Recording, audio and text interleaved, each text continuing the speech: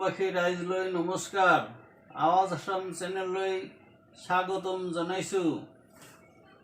অসমৰ মাননীয় মুখ্যমন্ত্ৰী ডক্টৰ হিমন্ত বিশ্ব শৰ্মাদেৱৰ উপস্থিতিত 2479টা গড়ৰ খৰ্গ পুৰি পেলোৱাৰ সিদ্ধান্ত লোৱা হৈছে। অসমৰ বিভিন্ন দল সংগঠনে এই ঘটনাক তীব্ৰ প্ৰতিবাদ জনাইছে আৰু ই অসমবাসীৰ বাবে এক কলা অধ্যায় বুলি অভিমত ব্যক্ত কৰিছে।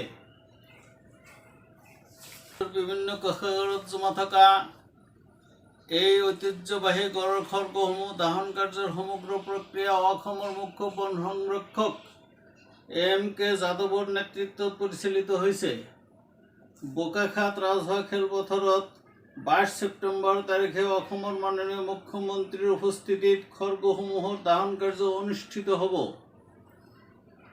বিশ্বৰ ঐতিহ্য ক্ষেত্ৰ কাজিৰঙা ৰাষ্ট্ৰীয় উদ্যান আৰু ৰাজ্যৰ বিভিন্ন ৰাষ্ট্ৰীয় উদ্যানত মৃত্যু হোৱা আৰু চোৰাং চিকাৰীয়ে হত্যা কৰা বিষয়টোক লৈ অসমৰ ৰাইজে বিভিন্ন সময়ত আন্দোলন কৰিবলগীয়া হৈছিল গড়ৰ নিৰাপত্তাৰ বাবে। ৰাইজৰ হৃদয়ৰ স্পন্দনত জড়িত হৈ আছে এই সমগ্ৰ ঘটনা। এই দাহন কাৰ্যৰ ওপৰত বহুতৰে সন্দেহ ঘনীভূত হৈছে।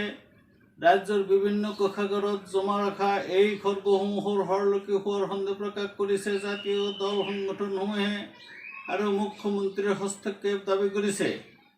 দাহন কাৰ্য স্বচ্ছ আৰু নিকা হোৱাৰো দাবী উত্থাপন কৰিছে সংগঠনসমূহে। বহুতে সমগ্ৰ ঘটনাটো CBIৰ দ্বাৰা তদন্ত কৰি দাহন কাৰ্য সমাপন কৰাৰ মত ব্যক্ত কৰিছে। CBIৰ তদন্তত খলিহা দৰিকণাৰ লগত ৰৌ বৰালিৰ মুখা খুলিব বুলি বহুতেই সন্দেহ প্ৰকাশ কৰিছে। আনহাতে বিশেষজ্ঞ সমিতি আৰু বন বিভাগৰ দ্বাৰা তদন্তৰ অন্তত চৰকাৰে এই দাহন কাৰ্য সমাপন কৰিবলৈ লৈছে।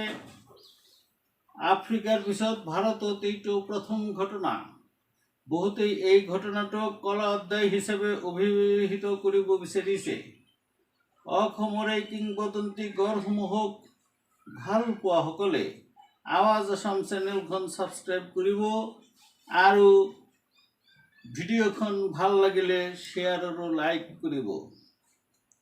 Rhino is our prestige, save rhino, save Assam, জয় অসম। ধন্যবাদ।